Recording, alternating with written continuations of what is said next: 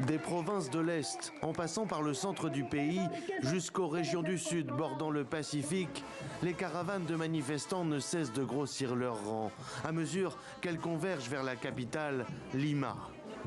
Le gros de ces regroupements vient des régions marginalisées du sud des Andes, l'un des épicentres des manifestations de décembre. Nous allons marcher jusqu'à Lima pour qu'ils prennent conscience et qu'une fois pour toutes, nous puissions nous défaire de cette prise de pouvoir économique de l'État par ce petit groupe qui ne nous représente pas. Nous ne reconnaîtrons pas la présidente Dina ni le Congrès.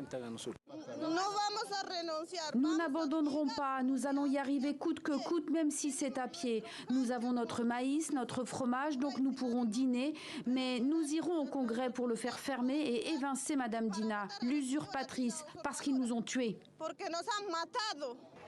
C'est pour donner plus de poids à leur mouvement et être entendus dans la capitale que les protestataires se sont donné rendez-vous à Lima. Débuté après la destitution et l'arrestation en décembre du président de gauche, Pedro Castillo, les manifestations ont fait au moins 42 morts.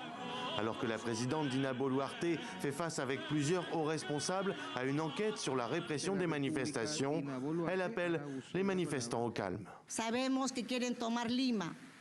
Nous savons que les manifestants veulent prendre Lima.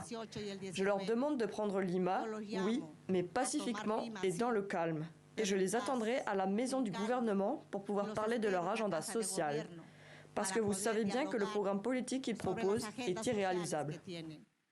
À Lima, mais aussi dans plusieurs autres villes, l'état d'urgence a été décrété pour 30 jours. Cette mesure autorise l'armée à intervenir pour maintenir l'ordre et entraîne la suspension de plusieurs droits constitutionnels, comme la liberté de circulation et de réunion.